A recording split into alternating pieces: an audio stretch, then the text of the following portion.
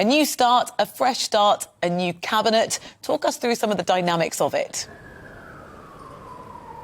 Yes, and first of all, talking about Prime Minister's questions, it looks like Prime Minister's questions preparations are already underway. Around an hour ago, we saw Michael Gove, followed by Oliver Dowden, enter the door behind me. Now, Michael Gove and Oliver Dowden had been out of the cabinet for a little while, brought back in by Rishi Sunak.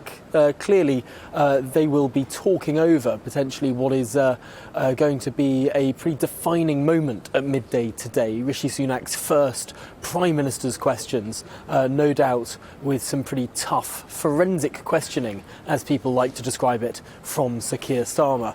But before all that, of course, a cabinet meeting as well, a little bit later this morning, expecting that in around an hour or so. So we'll see a lot more familiar faces walk up the street behind me. But crucially, there are a big number of people who served in Liz Truss's cabinet who no longer are in government. At least 11 were announced yesterday, and this morning there is still a big question mark over some of those former ministers who have now not been appointed new jobs. So, for example, Anne-Marie Trevelyan, former Transport Secretary. There's been no statement that she's left government. However, we've got a new Transport Secretary. So where exactly is she now? Similarly, Michael Ellis, who was Attorney General. Well, now there's a new Attorney General, but we don't know whether Michael Ellis has left government or not. The same goes for Chris Philp, the former Chief Secretary to the Treasury. Now there's a new Chief Secretary to the Treasury, but we don't know the position of Chris Philp. So it could be